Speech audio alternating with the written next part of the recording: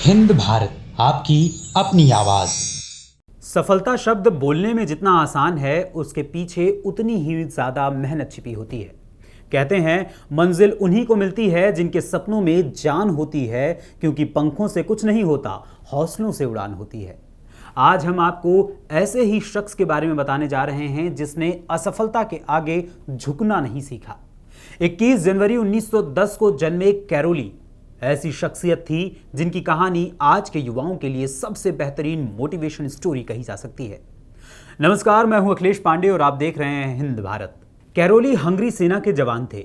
वो विश्व के बेहतरीन पिस्टल शूटर्स में से एक थे। 1938 के नेशनल गेम्स में उम्दा प्रदर्शन करते हुए उसने प्रतियोगिता जीती थी। उनके प्रदर्शन को देखते हुए पूरे देश को विश्वास हो गया था कि 1940 के ओलंपिक्स में कैरोली देश के लिए गोल्ड मेडल जरूर जीतेगा। लेकिन कहते हैं जो किस्मत में लिखा होता है उसे कौन बदल सकता है। ऐसा ही कैरोली के साथ हुआ। 1938 के नेशनल गेम्स के बाद एक दिन आर्मी कैंप में कैरोली के उसी सीधे हाथ में ग्रेनेड फट जाता है जिसे कैरोली शूटिंग के लिए बचपन से ट्रेन किया करते थे।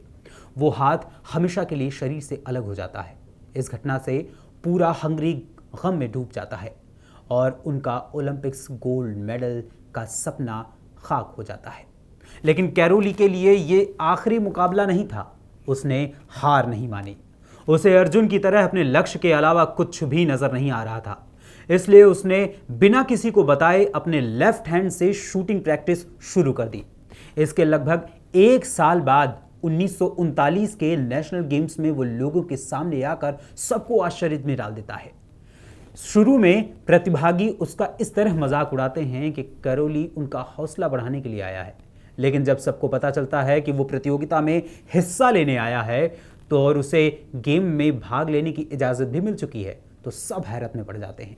कैरोली न केवल पिस्टल शूटिंग में भाग लेता है बल्कि गोल्ड मेडल भी जीत लेता है।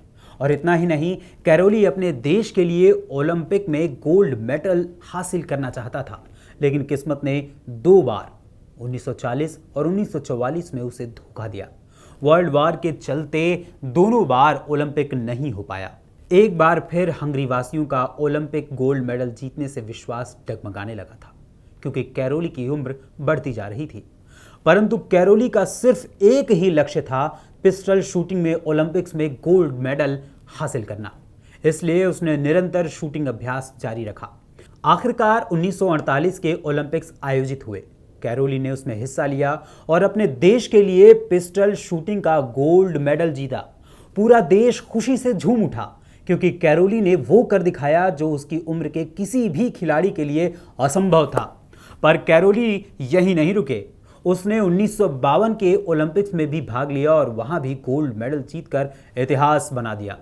कैरोली उस पिस्टल इवेंट में लगातार 2 बार गोल्ड मेडल जीतने वाले पहले खिलाड़ी बने।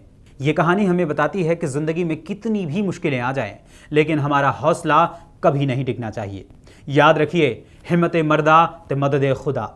ये स्टोरी आपको कैसी लगी हमें कमेंट सेक्शन में जरूर बताएं और वीडियो को लाइक और शेयर करके चैनल को सब्सक्राइब करना ना भूलें। फिलहाल के लिए धन्यवाद। अगले वीडियो में फिर मुलाकात होगी। नमस्कार। देश दुनिया की तमाम खबरों के लिए देखते रहें हिंद भारत। लाइक, सब्सक्राइब और शेयर करना ना भूलें।